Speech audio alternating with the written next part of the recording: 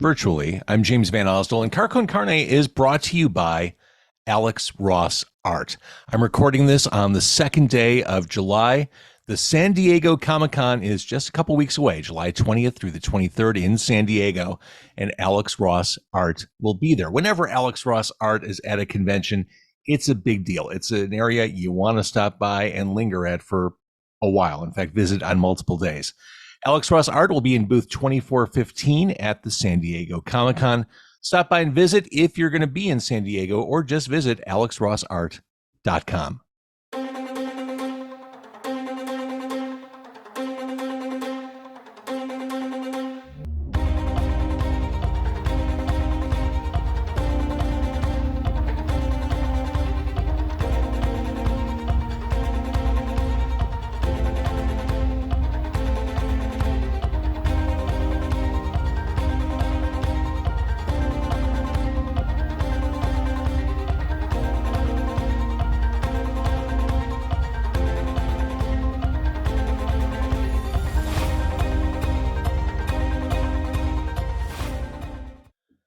Dick Biondi was an absolute radio legend. He died last week at the age of 90, and he had a 67-year career that paved the way for generations of broadcasters, including me. He was the first guy in Chicago to play the Beatles on the radio. He was on the ground floor for the likes of Jerry Lee Lewis and Elvis and countless other architects of modern music. He was inducted into the Radio Hall of Fame in 1998. And specific to Chicago, his voice was heard on WLS-AM, WCFL, WMAQ, WBBM FM, WJMK, and WLS-FM. Biondi's passing got me thinking about the importance of radio, especially during his lifetime. Also, the value of community involvement and that thrill of shared pop culture experience. With that, I wanted to invite someone on this episode who could help us learn more about radio legend Dick Biondi. For that, I'm turning to my old WGN colleague, Scott Miller. Scott is the morning host at WJBC, the station billed as the voice of Central Illinois. Scott has known Dick Biondi and his family for decades, and he's the right person to talk to right now. Scott, great to see you. Good to see you, JBO. Let's start with the really simple question. Who was Dick Biondi? A pioneer of radio, a pioneer of rock and roll radio, a pioneer of music. He was the loud guy on the radio, but he was the first loud guy on the radio. He's the guy that played the Beatles for the first time ever in Chicago. He was on stage with Elvis. The Rolling Stones invited him in studio when they recorded Satisfaction in Chicago. They called him personally and said, come to the studio, we're recording a new song. It happened to be Satisfaction. Now, it's not the Satisfaction you hear on the radio because they re-recorded it again in LA. But I would like the opportunity to sit in the studio with the Rolling Stones as they recorded the first ever version of Satisfaction. He's a legend and an icon, and he's the shoulders that we stand on if you are in the medium of broadcasting, whether it be AM or FM or podcast or YouTube or streaming. He broke down walls. He's the one that fought with the program directors first. He's the one that's been fired over 20 times. We all owe him, whether you know him or not. So you covered a lot of the cool cultural things he was involved with. What set him apart on the air? What made him a special DJ? Well, he was the first. If you think about some people that you and I are familiar with, Steve Dahl, Steve and Gary, you think about what they did on the radio. Dick Biondi did it first. You think about Jonathan Brandmeier, Kevin Matthews. You think about Eddie and Jobo. You think about Mancow. Biondi did it first. Now, was he shocking and doing crazy things? Not to the level that some of those guys were. But he was doing it for the first time. He laid the groundwork so that they could become what they are. He was the one telling the program director no. He was the one playing more songs and cutting out commercials. He's the one, he at one point told listeners what type of car the program director was driving and to throw rocks at it. They did.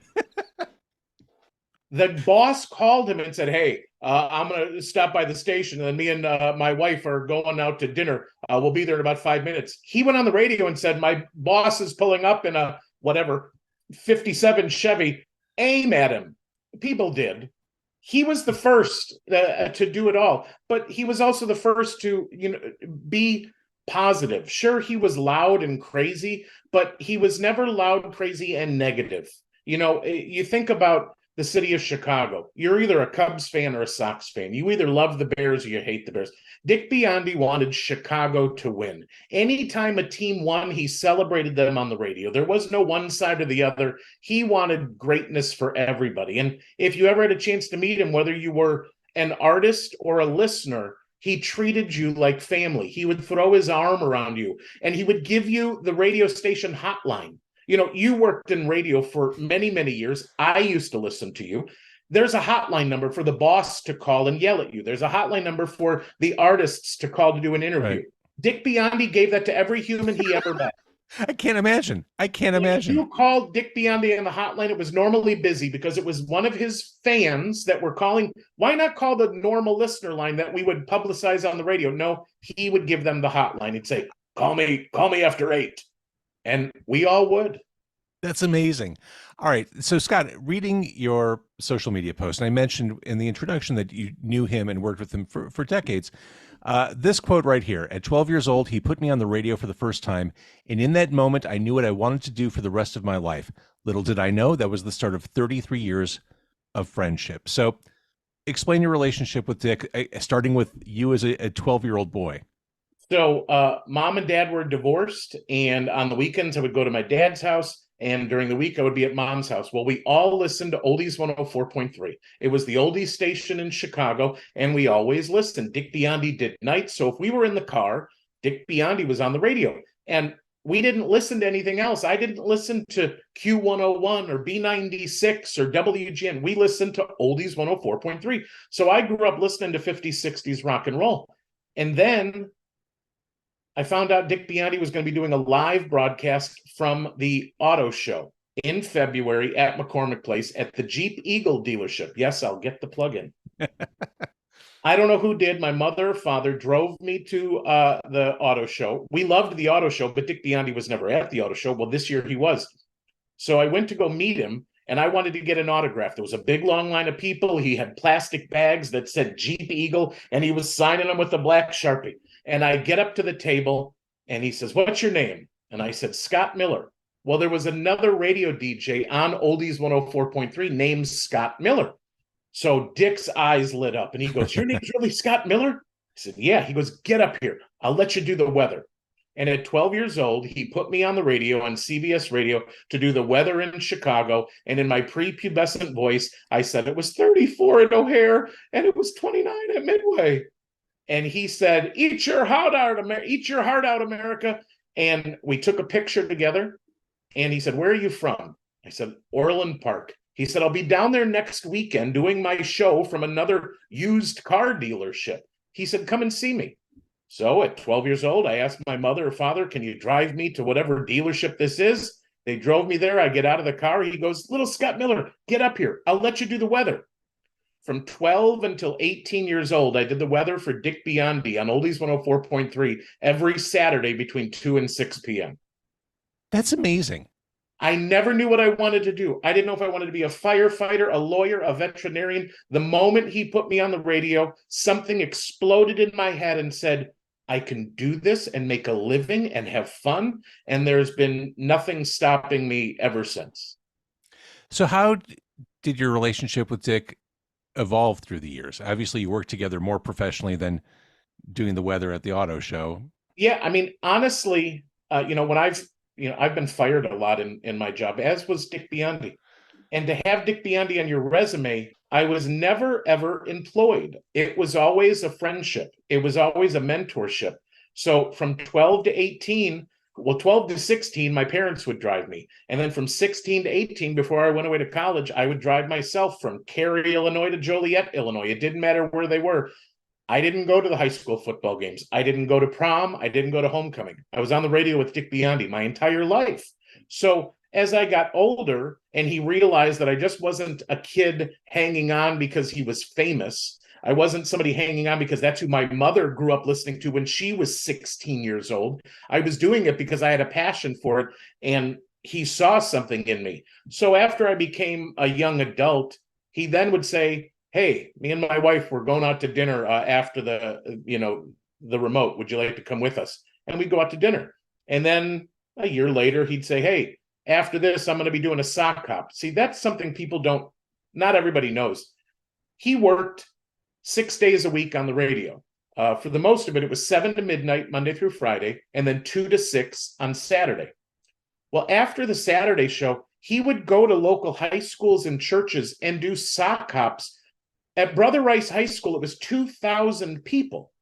I'm talking about not long ago, when I was 18, 19, 20 years old, and he would play oldies music, and people would dance in the gymnasium. So he'd say, hey, will you come to the sock hop with me and keep my wife company? I'm going to be on stage. Will you hang out with my wife? So then I got to know her more. And then I got to know more of his friends. And then Ronnie Rice from the New Colony Six would show up. And then Jim Peterick from the Ides of March would show up. Carl Giammarisi from the Buckinghams would show up. And I got to know these people.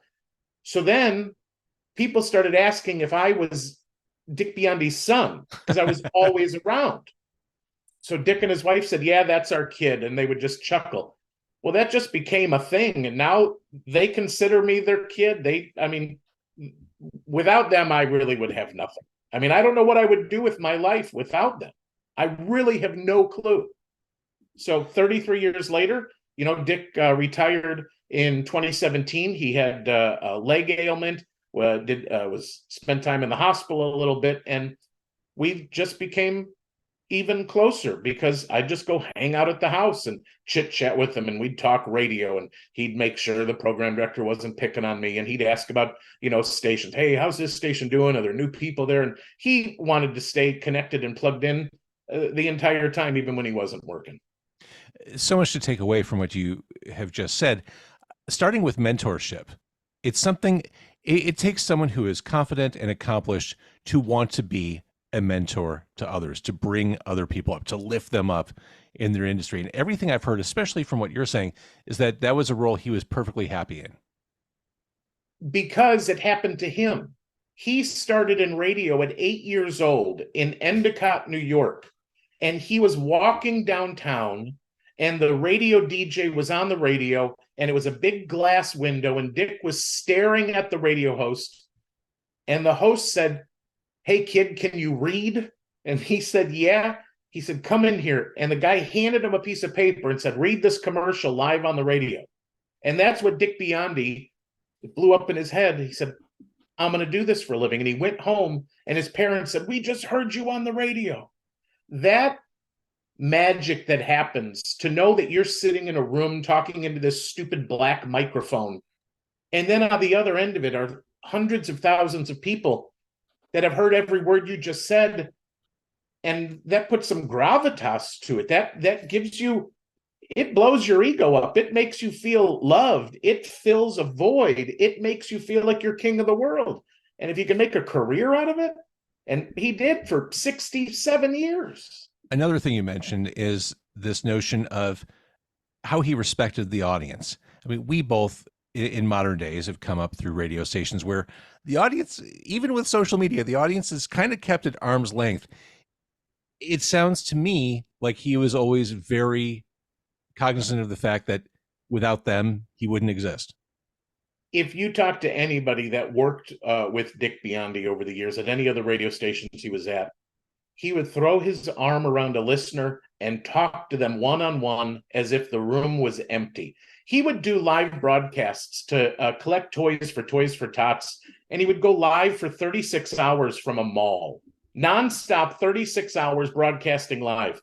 And local fire departments and local unions and local groups would save toys for months and months and months, and then parade through the parking lot of whatever mall he was broadcasting at and bring hundreds of thousands of toys every single year. People would stand in line to come and donate one toy, whatever they could afford. And he would stop and talk to each person. And half of them, he knew where they grew up. He knew the name of their wife or husband. He knew where they went to high school, and he knew where they talked last. He knew it. It was just Linda from Tinley Park. And if she showed up in Algonquin, he'd go, Hey, Linda, how are things in Tinley? Amazing. You Amazing. can't do that for everybody, but he did it for more people than you could ever imagine. And if he didn't know you right away, the moment you said, "Oh, I went to New Trier High School," "Oh yeah, yeah, you're married to Rob, right?" And he made you feel special. And I don't know if that happens as much anymore because of the world we live in and social media. You feel because you type on Facebook or Twitter or Instagram and you share your life. Hey, I'm having a great burger here, or oh, I went on vacation here, or boy, I got in a bad car accident. We think we're connecting with everybody. We're not. We're sharing our life, but that's not a connection. Dick had one-on-one connections with his listeners. It's interesting to think back about playing the Beatles on the radio back in the day. There is something to be said, and I mentioned this in my intro about that shared pop culture experience, something that has diminished through the years because of social media, because of long tail everything. But imagine, if you will, at one point in his career, I read a statistic where he had a 60 share of the audience, which means of the people tuned into radio at that time, 60% of them were listening to him on the air, which meant when he played a song or introduced a new record, everyone heard it and reacted to it at the same time. I mean, it's stunning to think about that. And that's how people, I mean, that was curation in its purest form back then. I mean, he played the Beatles for the first time. He played Please Please Me for the first time on the radio in Chicago before anybody else. And he got fired 2 weeks later. And he took that record out to LA and he played it one of his first nights on his new gig in LA. And everybody called and said, "Get that crap off the radio, play the Beach Boys." That's amazing. I mean, he's a member of the Rock and Roll Hall of Fame, the Radio Hall of Fame. I mean, this isn't just a guy we idolize. This is a pioneer. Yeah. I mean, truly, I mentioned earlier, here's a guy who was there pretty much at ground zero for Jerry Lee Lewis and Elvis and all these other architects of modern music. Have you heard the Elvis story? Was this the T-shirt story? Yes. Share it, because I'd love to hear you tell it. Well, so Dick Biondi would do these sock hops, like I was telling you about. We'd be at Brother Rice High School in the suburbs of Chicago. Well, it was in Youngstown, Ohio, I think, and he was doing these sock hops. And if he knew an artist like Jerry Lee Lewis or Elvis, he would ask them to stop by and make an appearance on stage. So Elvis was on stage with him. I don't know if Dick went to an Elvis concert or if Elvis came to one of his sock hops. I don't know. And Dick said, "Will you sign the front and back of my shirt?" And Elvis said, "For what?" He goes, "I'm going to jump in the audience off the stage, and whoever gets the shirt gets your autograph." And Elvis said, "You're crazy, man." And he signed the shirt, and Dick Biondi jumped into the audience, and the shirt was torn to shreds, and he ended up in the hospital covered in bloody nail scrapes down his chest and back, and nobody ever got an Elvis autograph. That's amazing. That's so punk rock.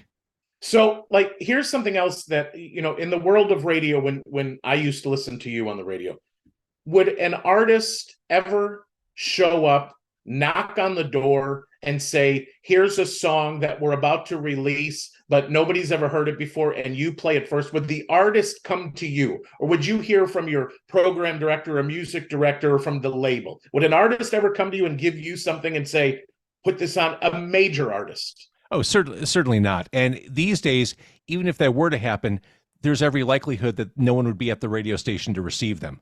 So one of the Chicago bands that came out in the 60s is the New Colony Six, and the lead singer of that band is Ronnie Rice.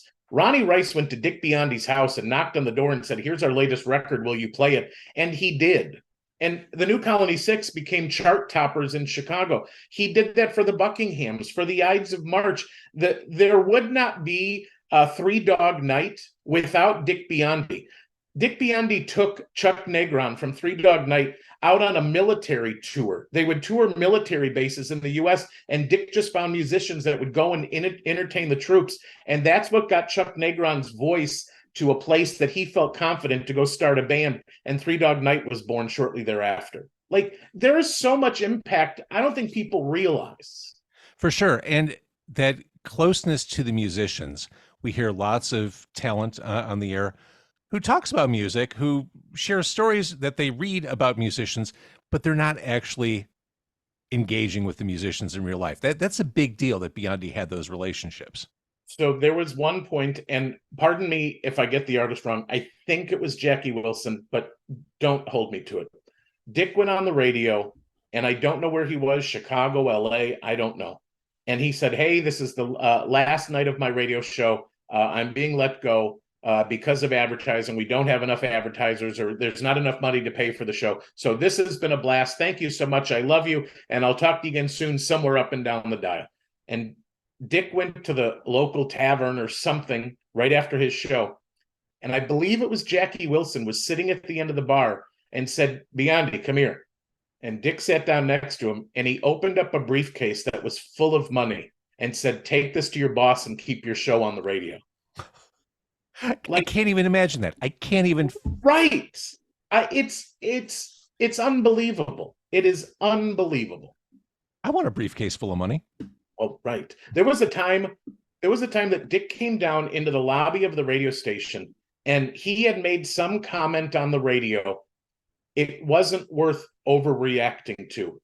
I don't know what he said, like maybe making fun of the Cubs or the Sox, like nothing major. And there was a guy waiting in the lobby with a gun and pointed it at Dick and had his finger on the trigger. And there is an officer, Officer Vic, was somewhere behind this dude with a gun, walked up and stuck his finger behind the trigger so that the trigger couldn't be pulled. And the guy let go of the gun, and I think he was arrested and blah, blah, blah, blah, blah. I mean, it's the stories, the life he lived is extraordinary. What advice did he give to you as a broadcaster? I mean, don't let the program directors get you down. I mean, he got fired over 20 times. I don't know, 23, 26 times. And it was arguments over too many commercials. And he would always ask how I'm doing, how the audience is reacting. Are they giving you any flack, meaning the bosses? And he just always said, are you doing okay? He always wanted to know. And then, I don't know what this is. I was joking with some friends. We were remembering him. And Dick would ask you all the time, are you mad at me? That was his first question. Anytime. Are you mad at me? No, Dick, what would you have done? No, just want to make sure. Okay. He was just loving. He wanted to make sure everything was cool, calm, and collected. And it always was. So obviously this industry is very different from what it was when he was playing Please Please Me back at the beginning of the 1960s. What do you think his legacy is as radio moves forward in the way it's moving? His legacy, he's a pioneer of rock and roll radio. Without the legends of his era, you and I wouldn't be doing what we're doing. I don't know if your podcast would exist. I mean, they molded the direction of broadcasting, you know? So his legacy is a rock and roll legend, a Radio Hall of Fame, Rock and Roll Hall of Fame, Illinois Broadcasters Hall of Fame legend. There'll never be another one like him. There's nobody that can do what he did in the medium of radio broadcasting. He's the pinnacle. He's why you and I are speaking today into microphones. You mentioning him saying, are you mad at me? Makes me think that perhaps he was self-deprecating, modest given his stature in the universe. What would he say to all this outpouring of tributes and talk about him? It's very interesting because we would go out to dinner often, and you might not know what Dick Biondi looked like if you weren't a big fan of his. You know, before Facebook, if you didn't go to a sock hop, you didn't know what Dick Biondi looked like. He would call himself a skinny Italian on the radio or a beanpole or something, but you didn't know. But we would go out to dinner, and you would see people around us hear the voice, not look at him. They would just hear the voice, and then their eyes would light up, and they would come up to the table. And if we were out having dinner, and they'd be like, Dick Biondi. Well, the moment you say that name, now everybody's ears perk up. So he would go, and then he would sit, and we would talk with the person. He'd invite them to sit down. We'd talk about what they want to talk about. It would always be I was there for this, or I saw you do this. And he would talk. He might sign an autograph, or they'd say, oh, I don't want to take up your time. And they'd go back to your table. In his personal life, he was a quiet dude. He was so loud and boisterous on the radio. But in his personal life, he wanted great friends and good company. So he knew he was famous. You had to know. Anywhere we went, he was signing autographs. I mean, but I don't know what he would think about all this. I think he would laugh at it. He would smile and laugh, and he would probably say, I can't believe this is my life. I think he would laugh at it like, how did I end up here? How did I end up being this? Because all he was doing was being himself. There was no rule book. I mean, I don't care what you say. When you were on the alternative rock station in Chicago, you heard somebody else play alternative rock either in Chicago or another city, and it was in the back of your head, and you may have either done something similar to what they did, or you did the opposite of what they did. Dick Biondi had nobody to base anything off of. He was just what he thought he should be. And look at him, 90 years old, and every television news outlet in Chicago, and I saw it on Yahoo, I've seen it everywhere. Mm-hmm. People are remembering him. So it's not like he copied or had a rule book. He created the rule book. There was a fun story. He was doing some appearance in LA, and some celebrity, some musical artist of great stature, was supposed to come, and I think it was the Mamas and the Papas. I think Mama Cass was supposed to come and dunk him. He was in a dunk tank. She was supposed to throw a ball and dunk him for charity. They were raising money. And Mama Cass stood him up. Canceled last minute. Somehow Cher of Sonny and Cher found out that Mama Cass stood up Dick Biondi, left her hotel, came over to the appearance and said, I'll dunk that little skinny Italian, and came up and hit the button and dropped him in the water. I mean, that's the level we're talking about here. This isn't just some Chicago radio DJ that we all sort of adored. He's an icon. Yeah, for sure. So on the social media post I referenced earlier, you said, our last conversation ended with him saying, thank you for being my friend. Let me know if you need anything. That was every conversation we had. He loved having close friends. He's got a circle of friends that are unbreakable. And I was lucky enough for 33 years to be one of them. And he would always say, let me know if you need anything. If I needed him to make a call to get a radio job, if I needed to interview some band from the 50s, 60s, he had their phone number. I mean, he let me know what you need. Anything you need, let me know. And I never asked him for anything. He's given me my life. He's given me my career.